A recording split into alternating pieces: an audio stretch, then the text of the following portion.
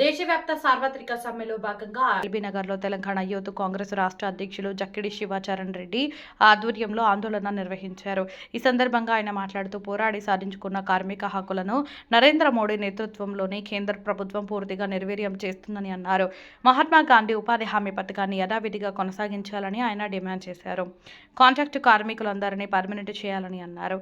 నూతన విద్యుత్ చట్టాన్ని, నూతన కార్మిక చట్టాలను రద్దు చేసి పాత చట్టాలను యథావిధిగా కొనసాగించాలని అన్నారు. ప్రజా వ్యతిరేక, కార్మిక వ్యతిరేక విధానాలను అవలంబిస్తున్న బీజేపీ ప్రభుత్వానికి కార్మిక లోకం తగిన బుద్ధి చెబుతుందని హెచ్చరించారు. అసలు ఎందుకు ఈ సమ్మె, ఎందుకు ఈ దేశంలో అలజడి, అసలు ఏం జరుగుతుంది మన దేశంలో అంటే ఏదైతే మోడీ గారు ట్రంప్ తో కుదుర్చుకున్న వాణిజ్య ఒప్పందాలు ఉన్నాయో అవన్నీ దేశాన్ని చీకటిలోకి నెట్టివేసే ప్రయత్నము, బిజినెస్ చేయడానికి లొంగిపోయి మోకరిల్లడానికి ఎంతో తేడా ఉంటుంది. గతంలో మన్మోహన్ సింగ్ గారు యూపీఏ ప్రభుత్వంలో న్యూక్లియర్ డీల్ అమెరికాతో చేసుకున్నప్పుడు ఇదే బీజేపీ ఇంకా వాళ్ళ అలయన్స్ ఉన్న పార్టీస్ అన్ని ఆ రోజు పార్లమెంట్ లో ప్రశ్నించినప్పుడు ఆ రోజు నించోని గంటల తరబడి కామాల దగ్గర నుంచి ఫుల్ స్టాప్ వరకు ఆ పేపర్లలో ట్రేడ్ లో ఏం రాసిందో ఎక్స్ప్లెయిన్ చేసి ప్రతిపక్షాలకు కానీ దేశ మీడియా ముందు కానీ ధైర్యంగా ఎదుర్కొని ఆ డీల్ వల్ల దేశానికి ఎంత మంచి జరుగుతుందో ఆ రోజు యూపీఏ ప్రభుత్వం అంత స్పష్టంగా వివరించింది. కానీ ఈ రోజు అన్ని చీకటి ఒప్పందాలు, చీకటిలో దేశాన్ని కలిపేసేటట్టు చీకటి అన్ని విధానాలు, పాలసీలు తీసుకురావడము. గతంలో మీరు చూసారు, రైతు చట్టాలు తీసుకొచ్చారు. దేశవ్యాప్తంగా రైతులు తిరగబడ్డారు కాబట్టి ఆ రోజు క్షమాపణ చెప్పి మరి ఆ చట్టాలను వెనక్కి తీసుకున్న పరిస్థితి ప్రధానమంత్రి నరేంద్ర మోడీ దిగజారుతానికి నిదర్శనం.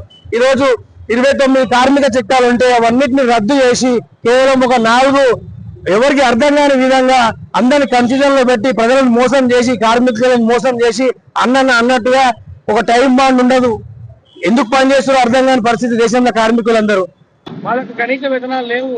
దీంతో పాటు రైతు కూలీలకు కూడా అక్కడ రైతు కూలీలకు ఏదైతే పథకం మన్రేగా స్కీమ్ ఉంది, అదొక మంచి ఆహార భద్రత పథకం కింద తీసుకొచ్చిన స్కీమ్ అది. దాన్ని కూడా కరోనాలో ఎన్నో కోట్ల మంది కుటుంబాలను కాపాడిన స్కీమ్ అది.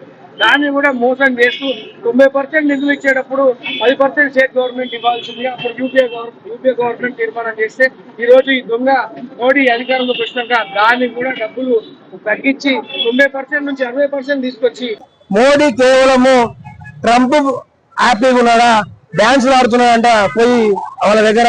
ఎందుకంటే ఎప్స్టీన్ ఏదైతే చిన్నపిల్లలు రేపిస్తున్నాడో, చైల్డ్ ట్రాఫికర్ ఉన్నాడో అక్కడ పోయి దొరికిపోయినాడు. మన దేశాన్ని అమ్ముకుంటున్నాడు. ఆదాని అంబానీకి అన్ని రాసిస్తున్నాడు ఫ్రీగా. కాంగ్రెస్ ఏదైతే నిర్మించుకొని వచ్చిందో 70 ఏళ్ల నుంచి అన్ని కూడా దారాదత్తం అంబానీకి, మోడీ ఆదానికి అంబానీకి మొత్తం కూడా దారాదత్తం చేస్తున్నాడు. అందరం గమనించాలి. దేశంలో ఉన్న యువకులు, కార్మిక సంఘాల నాయకులు, వామపక్షాలు, సిపిఐ, సిపిఎం ప్రతి ఒక్కరు కూడా ఇలాంటి సమ్మెలు వేయాలి, ముందుకు రావాలి, ఈ చట్టాలను వెనక్కి తీసుకోవాలి.